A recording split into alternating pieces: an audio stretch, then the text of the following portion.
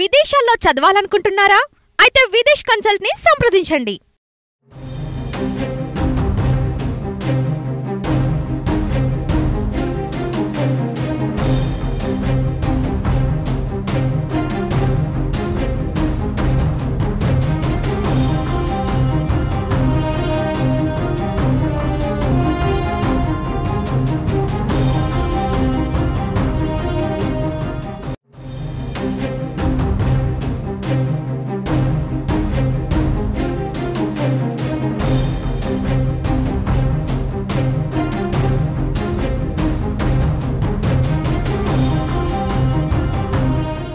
Legendary music director AR Rahman ఆసుపత్రిలో చేరారు.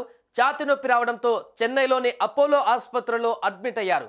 AR Rahman ప్రస్తుతం రెహమాన్కు ఎమర్జెన్సీ వార్డులో చికిత్స అందిస్తున్నట్టుగా తెలుస్తుంది. ఇక ఏఆర్ రెహమాన్ ఆరోగ్య పరిస్థితిపైన ఇంకా ఎలాంటి ప్రకటన విడుదల చేయలేదు డాక్టర్లు.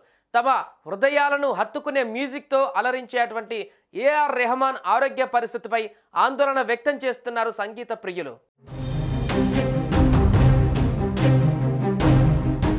ఏఆర్ రెహమాన్ 1967 జనవరి 6న జన్మించారు. సంగీత దర్శకుడు ఆర్కే శేఖర్ తనయుడే ఏఆర్ రెహమాన్. అతడి అసలు పేరు దిలీప్ కుమార్. కానీ రోజా సినిమా విడుదలకు ముందు రెహమాన్ కుటుంబం ఇస్లాం మతంలోకి మారింది. దీంతో అప్పటి నుంచి దిలీప్ కుమార్ పేరు కాస్త రెహమాన్గా మారింది.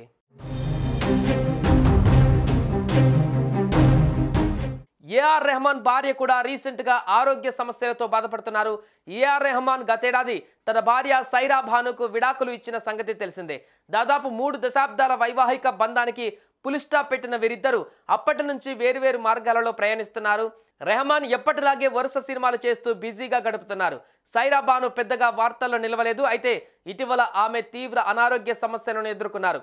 హెల్త్ ఎమర్జెన్సీ కారణంగా ఆసుపత్రిలో అడ్మిట్ కావాల్సి వచ్చిందని, డాక్టర్స్ ఆమెకు సర్జరీ చేశారని సైరా భాన్ తరపు లాయర్ వందన షా తెలిపింది. ఈ మేరకు ఒక ప్రకటన రిలీజ్ చేస్తూ కష్ట సమయంలో రెహమాన్ ఆమెకు మద్దతుగా నిలిచారని పేర్కొన్నారు.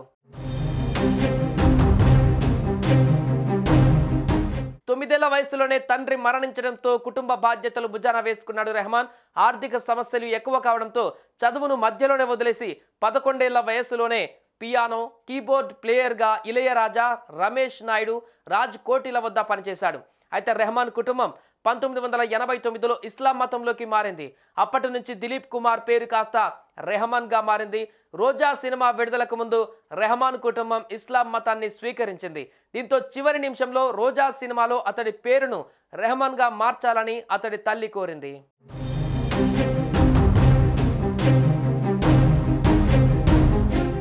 సుమన్ టీవీలో మీ పర్సనల్ అండ్ బిజినెస్ ప్రమోషన్స్ కోసం కింది నెంబర్కి కాంటాక్ట్ చేయండి.